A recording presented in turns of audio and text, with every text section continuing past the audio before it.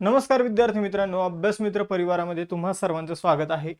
मित्रांनो, आता आपण सामान्य विज्ञान हा जो विषय आहे तर या विषयाचे एक्सपेक्टेड आन्सर बघणार आहोत. राज्य सेवा पूर्व परीक्षा 2026 पेपर मधील आपला सेट आहे सेट डी. लेक्चर सुरू करण्या अगोदर तुम्ही आपले वेगवेगळे प्लॅटफॉर्म आहे ते जॉईन करायला विसरू नका. सुरू करूया सेशन. बघा, 51वा प्रश्न, जेव्हा न्यूक्लियॉनचे भ्रमण समांतर असते तेव्हा अणुकेंद्रिकीय बलाचे वर्तन कसे असते? तर जेव्हा न्यूक्लियॉनचे भ्रमण समांतर असते तेव्हा अणुकेंद्रीय बलाचे वर्तन बल अधिक मजबूत ते करत असतं. तर पर्याय क्रमांक 1 आपल्या इथे उत्तर असणार.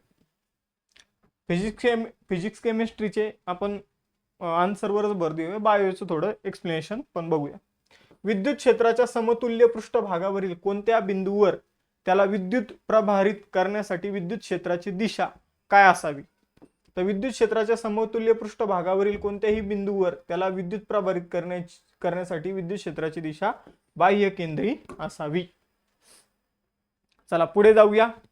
पुढील प्रश्न जो आहे तो आहे, जर माध्यमाचा अपवर्तनांक दुहेरी अंतर्वक्र किंवा दुहेरी बहिर्वक्र भिंगाच्या अपवर्तनांकापेक्षा जास्त असेल तर भिंगाची नाभिय लांबी डॅश होते. तेव्हा भिंगाची नाभिय लांबी जी आहे मित्रांनो तर ती काय होत असते? तर ती ऋण होत असते. काय होते? ऋण होते. पुढे जाऊया. भौतिक प्रमाण आणि त्यांचे परिमाण यांच्या जोड्या जुळवायच्या आहे.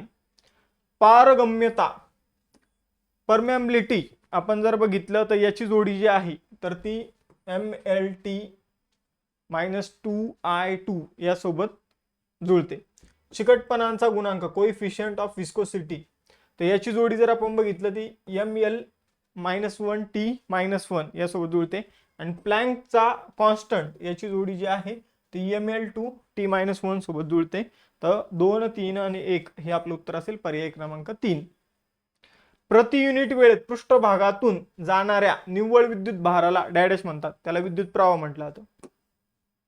थर्मोडायनामिक्सच्या नियम 2 नुसार हीट इंजिनची कार्यक्षमता किती असते? हीट इंजिनची कार्यक्षमता जर आपण बघितलं मित्रांनो तर ती 1 पेक्षा कमी असते. जम्पिंग जीन्स बद्दल योग्य विधाने ओळखा. हे जीन्स आहेत जे त्याची जागा बदलू शकतात, बरोबर, म्हणूनच त्यांना जम्पिंग जीन्स म्हटलं जातं. यांना ट्रान्सपोसन्स असंही म्हटलं तर हे सुद्धा बरोबर आहे. बार्बरा मॅक्लिटॉक यांनी 1948 मध्ये हे प्रथम शोधले होते. तर सी इथं चुकीचं आहे जम्पिंग जीन्स बाबत. ए आणि बी इथं बरोबर आहे. पर्याय क्रमांक 1 उत्तर असेल.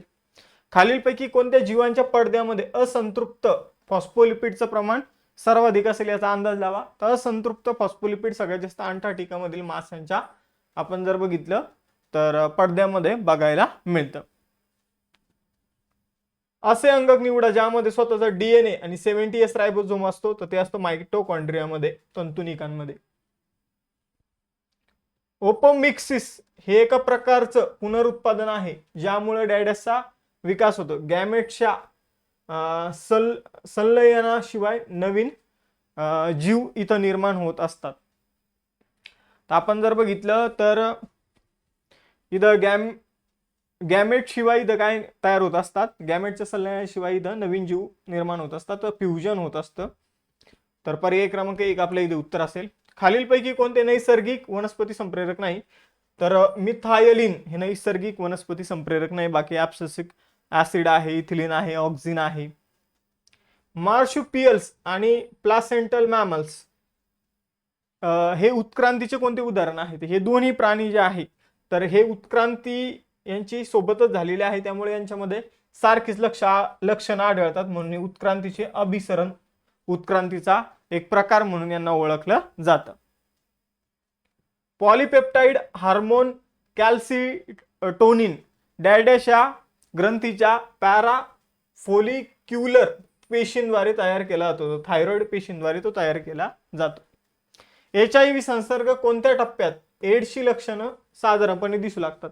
तर एड्सची लक्षणं कधी दिसतात? जेव्हा आपल्या T4 लिम्फोसाइट्स ज्या असतात तर त्या कमी व्हायला लागतात, तर तेव्हा आपल्याला एड्सची लक्षणं बघायला मिळतात. तर HIV helper T4 T lymphocyte वेगाने वाढतो व या पेशी चे मोठे संख्येने नुकसान करते तर तेव्हा आपल्याला एड्सची लक्षणं जी आहे ती साधारणपणे दिसू लागतात. याच पेशी आपलं रोगप्रतिकारक शक्तीपासून संरक्षण करत असतात आणि जेव्हा एड्स या पेशींना मारतो T4 लिम्फोसाइट्सना तर तेव्हा शरीर कमकुवत व्हायला लागतं आणि मग तेव्हा कळतं की ह्या व्यक्तीला एड्स झालेला आहे. तर एड्स एका प्रकारचा सिंड्रोम आहे ज्यामध्ये एड्स झाला की शरीर कमकुवत होतं आणि त्यामुळे वेगवेगळे आजार होतात, त्याला एड्स म्हटलं जातं. खालीलपैकी कोणता घटक साध्या लिंक सोबत उदाहरणार्थ हेलाइड्स बरोबर समन्वय संयुग निर्माण करतो? तर तो आहे कोबाल्ट मित्रांनो. एकमेकात न मिसळणाऱ्या दोन द्रवापैकी एका द्रवाचे दुसऱ्या द्रवामध्ये केलेले कोलाइडल प्रसरणाला काय म्हटलं जातं? तर याला इमल्शन म्हटलं जातं. खालीलपैकी कोणत्या मूलद्रव्याची विद्युत ऋणता इलेक्ट्रोनेगेटिव्हिटी सर्वात जास्त आहे? तर फ्लोरीनची. क्लोरोअँफिनिकॉल हे डॅडॅश आहे. तर क्लोरोअँफिनिकॉल जे आहे ते विस्तृत श्रेणीचे ब्रॉड स्पेक्ट्रमचे प्रतिजीवक आहे. फक्त बी इथं उत्तर यायला पाहिजे. तर आपण बाकी सगळे लेक्चर डिटेल एक्सप्लेनेशन सहित घेतलेले. सायन्स मीच थोडा कच्चा आहे त्यामुळं आपण जर बघितलं तर क्वेश्चन आन्सर फॉर्मॅटमध्ये घेतोय. याच्यावर एक डिटेल अनालिसिस करून एक लेक्चर जे आहे ते घेतलं जाईल. दिलेल्या पर्यायापैकी खनिज आम्ल किंवा आम्ले ओळखा. तर खनिज आम्ले आहे सल्फ्युरिक आम्ल, नायट्रिक आम्ल आणि हायड्रोक्लोरिक आम्ल. पर्याय क्रमांक 2. कोणत्या ॲलोट्रॉपिक स्वरूपातील सर्व मूलद्रव्याची ऑक्सिडेशन स्थिती डॅडॅश असते? तर आपण जर बघितलं मित्रांनो कोणत्याही ऑलोट्रॉपिक स्वरूपातील सर्व मूलद्रव्याची ऑक्सिडेशन स्थिती 0 असते. तर पर्याय क्रमांक 3 इथे उत्तर येणार आहे. आय होप ही उत्तरं जी आहे ती तुम्हाला समजली असेल. लेक्चर आवडलं असेल तर लेक्चर लाईक, चॅनलला सबस्क्राईब करायला विसरू नका. धन्यवाद. भेटूया नेक्स्ट सेशनमध्ये. चलो बाय बाय. जय हिंद.